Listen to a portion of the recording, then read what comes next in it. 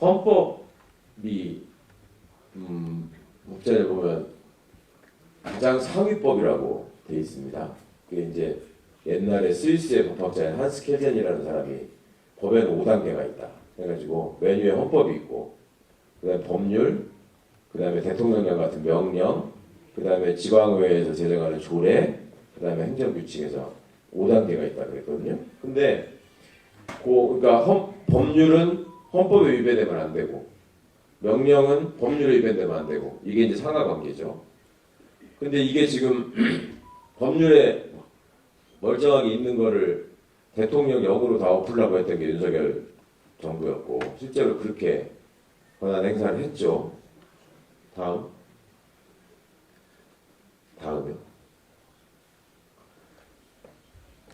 이번에도 역시 마찬가지였습니다. 헌법에 써있는 내용을 정면으로 무시하고 지 맘대로 지금 선포한 게 계엄인데, 계속 지금 헌법재판소에서 오랫동안 심리하는 거 지켜보셨고 증언하는 것도 보셨고 하셨을 텐데, 헌법에서 계엄이 어디에 나오나 오늘 한번 확실하게 보십시오. 여기 대통령은 전시 사변 또는 이에 준하는 국가 비상사태에 있어서, 자, 여기에 해당돼야 되는 거예요. 일단 계엄을 선포하려면. 지금 성조기 부대하고 중국 사람 찾으러 다니는 사람들의 주장이 지금 대통령은 원래 계엄 선포를 할 수 있는 거다. 근데 뭐가 잘못이냐 이렇게 얘기한다고요? 할 수 있어요. 할 수 있는데 아무렇게나 할 수 있는 게 아니라 전시 사변 또는 국가 비상사태에만 할 수 있다고. 근데 전시는 아니잖아요. 지금 사변이 일어난 것도 아니고, 그러니까 그걸 만들려고 했죠.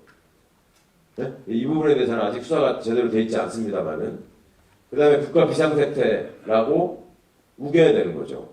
그럼 뭐라고 합니까? 국가 비상사태가 뭐가 국가 비상사태냐? 그러니까 야당이 예산안을 통과를 안 시켜주고 계속 탄핵 소추를 하고, 응? 그래가지고 국정 운영이 마비되고 부정선거가 있어가지고 그 범죄에 의해서 뽑힌 국회의원들이 지금 이러고 있기 때문에 국가 비상사태다. 이게 지금 윤석열의 주장입니다. 그래서 국회를 마비시켜야 된다 라고 생각을 했다는 거죠. 그러려면은 개헌밖에 없더라. 그러니까 국회에서나 특히 헌법재판소에서 저런 주장에 대해서 무슨 근거를 갖고 있는지, 도대체 왜 계엄령을 선포했는지를 계속 묻습니다. 그러니까 마지막으로 한 말이 뭐예요? 국민들한테 이 얼마나 지금 나라가 심각한지 알려드리기 위해서. 그죠?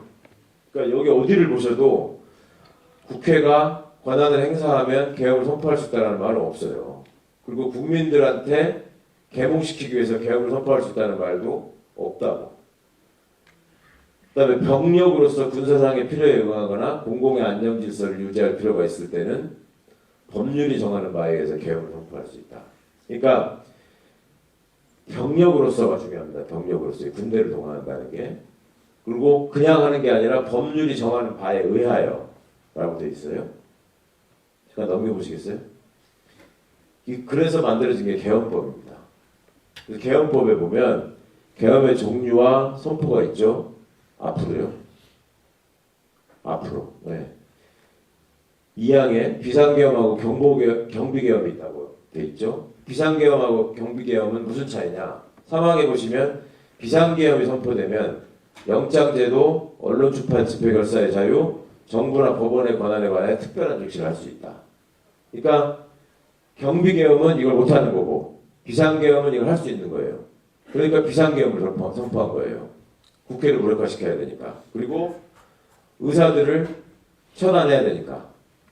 그리고 영장 없이 사람을 체포할 수 있어야 되니까. 4항 계엄을 선포한 때는 대통령은 지체 없이 국회에 통보해야 된다.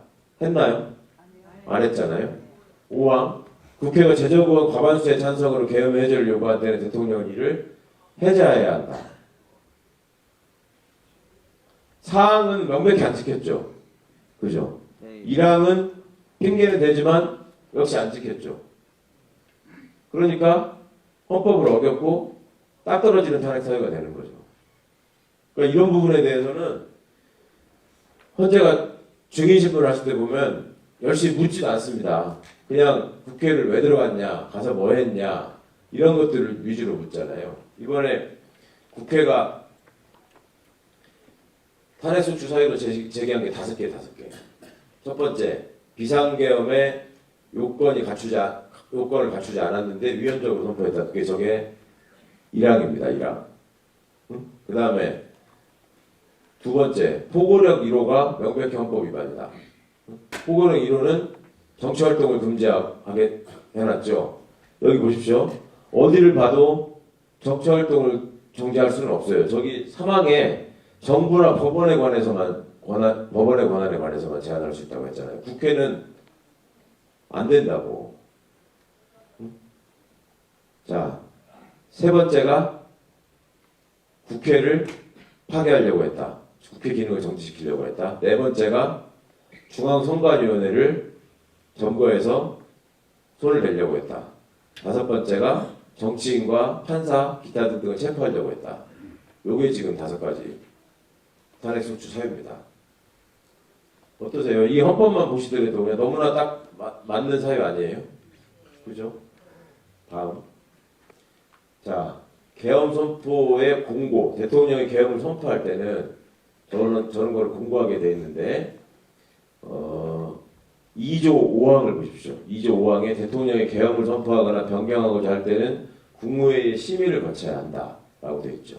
그래서 윤석열, 김용현이는 국무회의가 열렸다 그러고 한덕수는 죽어도 안 열렸다 그러고 그러고 있는 겁니다 지금. 근데 이게 한덕수나 여타의 장관들은 전부 다 국무회의가 제대로 열리지 않았다고 하죠. 김용현이만 빼고. 그거 왜 그럴까요? 저 요건에 국무회의 심의를 거쳐야 되는데 저걸 안 거쳤다고 해야지 윤석열이가 내란 수개가 확실히 되니까 윤석열이를 골로 보내기 위해서 그렇게 얘기할까요? 국무총리나 장관들이? 왜 그럴까요? 국무회의 심의를 했다 그러면 공범이거든. 같이 가서 했으면. 그죠? 그러니까 지가 살려고 하는 거예요, 다. 그러니까 지네들끼리도 지금 이게 안 맞아. 위원회가. 그러니까 한덕수하고 장관들이 계속 나와가지고 이거 위헌이고 불법이니까 저거 탄핵시켜주세요라는 증언을 계속 했던 거예요. 언론에도 그렇고 국회에서도 그렇고 헌재에서도 그렇고 그죠? 그 다음에 계엄 선포의 통보를 보시면 1항은 아까 헌법에 있었었고 2항은 1항의 경우에 국회가 폐회 중일 때는 대통령은 지체 없이 국회에 집회를 요구해야 된다. 국회가 폐회 중이어서 국회의원들이 안 보이고 멀리 있어. 그럴 때도 국회에 집회를 요구해야 돼요.